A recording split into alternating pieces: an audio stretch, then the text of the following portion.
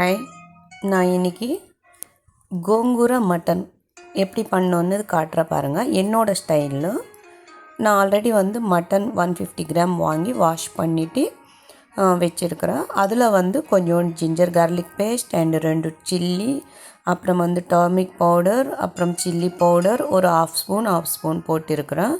அப்புறம் onion cut பண்ணி அதுவும் ஒரு 2 ஆனியன் கட் பண்ணி போட்டிருக்கிறேன் ஸ்மால். இப்போ ஒரு ஸ்பூன் ஆயில் போட்டிருக்கிறேன். இது ஒரு 6 விசில் வரட்டும். இது தனியாக நம்ம வச்சிடலாம். இதுக்கப்புறம் நெக்ஸ்ட்டு ப்ராசஸிங் ஒரு கடாயை வச்சுக்கிட்டு அதில் கடலை எண்ணெய் ஊற்றணும். ஒரு 6 ஸ்பூன் வரைக்கும் கடலை எண்ணெய் போட்டிருக்கிறேன். அதுதான் நல்லாயிருக்குங்க. நல்லெண்ணெய் கூட நல்லாயிருக்கும். இந்த மாதிரி குழம்புக்கு ஜீரகம், கடுகு,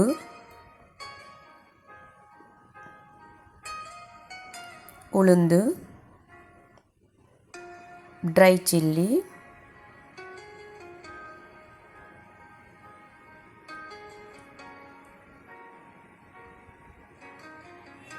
இது கொஞ்சம் கோல்டன் கலர் வந்ததுக்கப்புறம்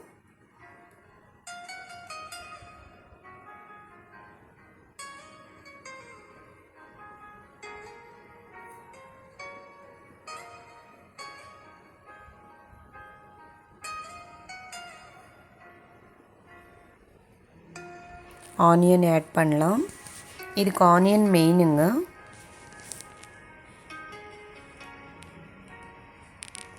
ரொம்ப பொடிசாலாம் கட் பண்ணிக்கூடாது, கொஞ்சம் பெரிய சைஸ்லேயே கட் பண்ணுங்க. டமோட்டா 2 டமோட்டாஸ் அண்ட் மறுபடி சில்லி, க்ரீன் சில்லி.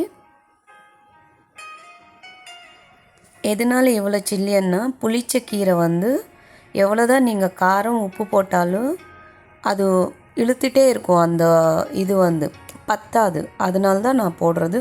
ரெண்டாவது எங்களது ராயல்சீமா சில்லிஸ்.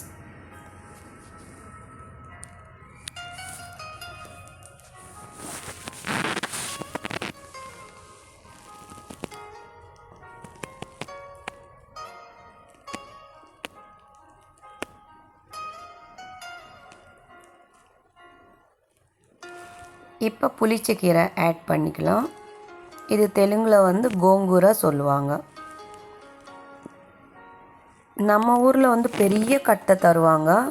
அவ்வளோலாம் போட வேண்டாம், நல்லா இருக்காது. நான் அந்த கட்டில் கால்வாசி எடுத்திருப்பேன், காலோட கம்மிங்க.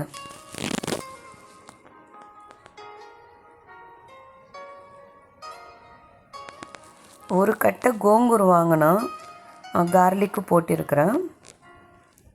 ஒரு 7 பல் கார்லிக் போட்டிருக்கிறேன். எங்கள் வீட்டிலலாம் ஒரு கட்டை புளிச்சக்கீரை வாங்கினா சட்னி, அப்புறம் இந்த மாதிரி இது ஒரு 4-5 வெரைட்டி பண்ணுவேங்க. மஞ்சள் போட்டிருக்கிறேன் அதில்.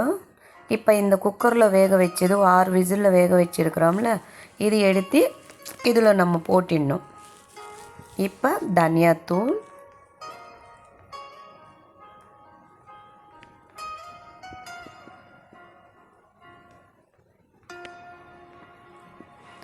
மேக்ஸிமம் நம்ம வீட்டில் அரைச்ச தனியாத்தூள் போட்டால் தான் நல்லாயிருக்குங்க.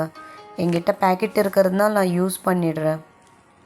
கரம் மசாலா கொஞ்சம் போட்டால், சோம்பு போட்டால், அப்புறம் ஒரு 1/2 ஸ்பூன் மறுபடி ஜிஞ்சர் கார்லிக் பேஸ்ட்டு போட்டால், அப்புறம் மறுபடி ஒரு ஸ்பூன் சால்ட்டு போட்டிருக்கிறேன். Chilli powder 3 mango chilli powder தாங்க.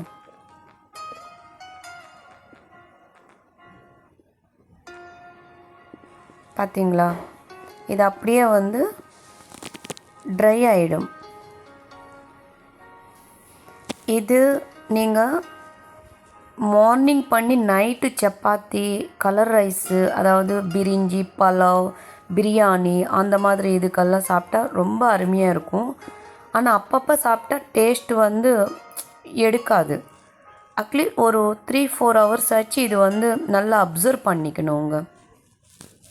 பார்த்தீங்களா, இதுதாங்க. நீங்களும் இதே மாதிரி பண்ணிவிட்டு பாருங்கள்.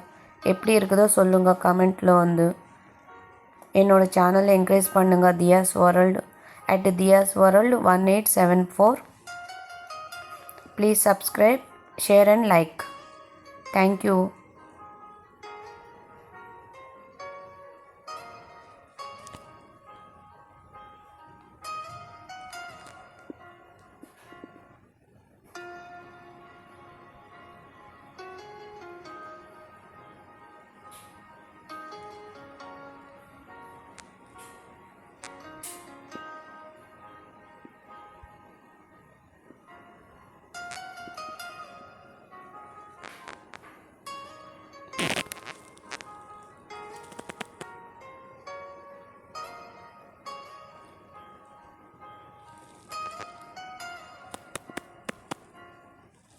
Thank you.